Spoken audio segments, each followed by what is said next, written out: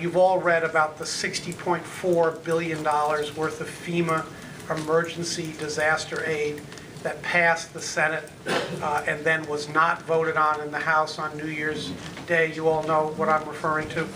Okay. The House voted on January 4th for a piece of that, $9.7 billion piece of it, non-controversial, a piece that would fully fund the National Flood Insurance Program. Without that funding, the National Flood Insurance Program would have run out of money. We are going to vote on January 15th on two additional pieces, an $18 billion piece, and then on top of that, a separate $33 billion piece. The $18 billion piece, I'm going to give you more information than you need perhaps, is considered essentially non-controversial. That is expected to pass with a great many votes. The $33 billion is being pushed very, very heavily by the members of the New York delegation and the Connecticut delegation.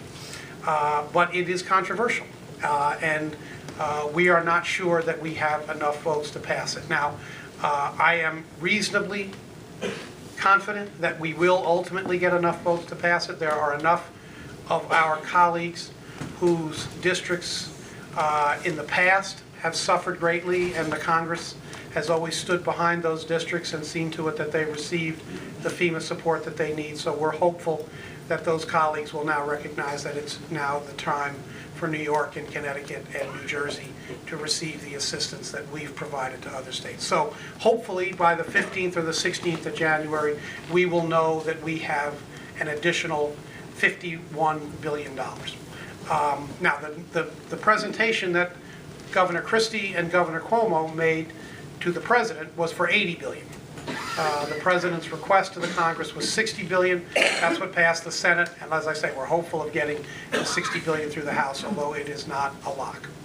Now, that amounts of those funds, if they ever come about, and I think they will, there will be monies available primarily through the state of New York, primarily through a program called the Community Development Block Grant Program that will allow municipalities, businesses, and private homeowners to apply for assistance beyond anything they may have already received.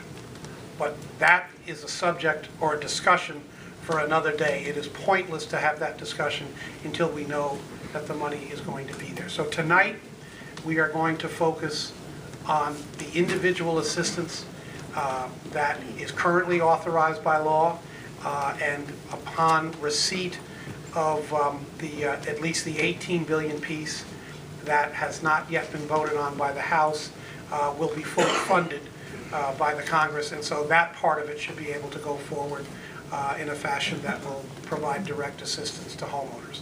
So with that, let me stop. I'm going to ask my two colleagues in government to each say a very brief word, and then we will turn it over to our experts from FEMA. Okay?